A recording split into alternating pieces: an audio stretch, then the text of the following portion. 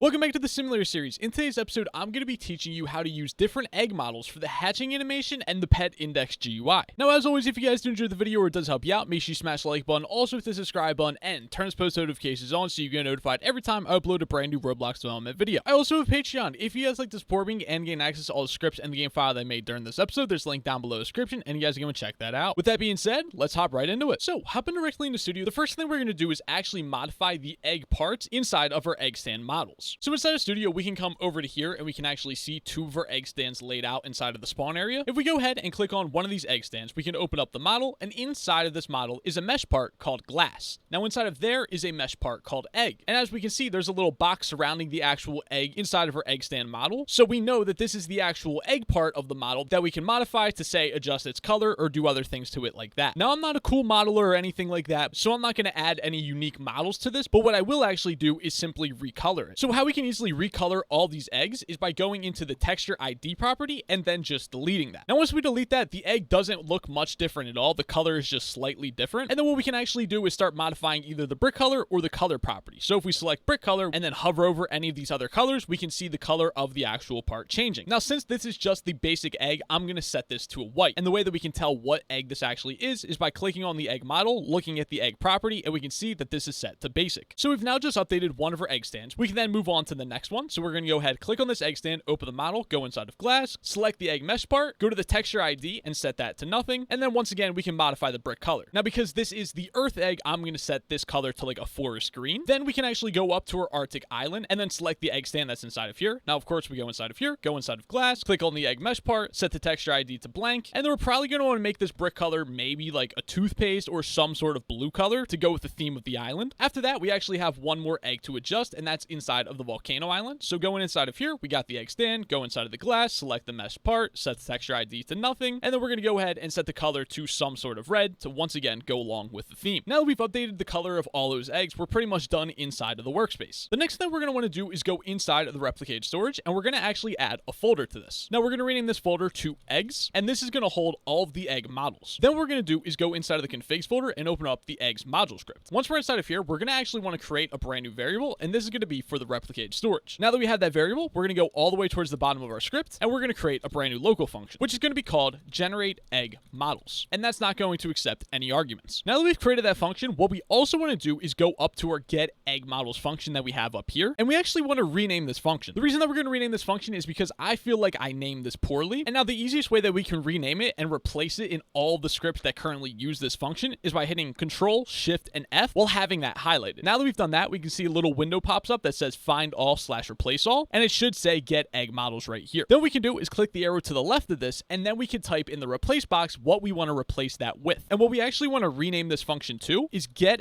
egg stand models, because that's a lot more specific. Then what we can do is hit the replace all button, click on yes, and then that'll basically rename this function everywhere it's actually used. Cool, so now that we've renamed that function, we can go back down to our generate egg models function right here, and inside of here, we're going to create a variable called models, and that's going to be equal to eggs.get egg stand models. Then we actually want to loop through all those models. So we're going to say for egg model in models do. Now, as we're looping through here, we actually want to create a model, and then we're going to store that model inside of the eggs folder inside of the replicated storage. So first, we're going to create a variable called part, and what this variable is going to be set to is actually the egg part inside of our egg stand models. And how do we get that? Well, we're going to say model, and inside of the model, we have a part called glass. And then inside of that part, we also have a part called egg, and that's how we're going to actually get that egg part. And now once we get that part, we actually want to clone it. Cool, so now that we've actually gotten our unique egg that's inside of the egg stand model, we can start creating a brand new model. So we're going to say local new model equals instance.new model. Then we're going to want to rename this model to the actual name of the egg, and then we're also going to want to parent that to the eggs folder inside of the replicated storage. And one of the last properties that we want to set of this model is actually the primary part property, and we're going to set that equal to our egg part. Now that we've basically set up the entire model, the last thing that we want to do is actually put the part inside of the model. So we're going to set the parent of the part to the new model that we just created. And now we're actually done creating that function. So once this function is called, what it's going to do is basically generate a bunch of different models and store them inside of the eggs folder inside of the replicated storage. And each of these models are going to be named after the specific egg, as well as holding that specific egg part that we set the color of as well. And now that we've created that function, we actually want to call call it. Now we want to do something very specific for how we're going to call this function. And what I mean by that is we don't want to actually call this function on the server side. The reason for that is because the server actually has no reason to use any of these specific models. So there's no need to call it on the server side. We only want to call it on the client. We're only going to call this on the client because we are only going to use these specific models for when the player hatches an egg during that animation, and then also inside of the pet index GUI. Now, how can we call this function on only the client? Well, there's a couple of different ways to do it, but I'm going to show you one new way that you might not have seen before. Towards the top of our script, we're going to want to create another variable, and we want to create a variable for the run service. Now that we have that variable, we can go back down to the bottom of our script, and down here, we're going to use the run service, and we're going to say if run service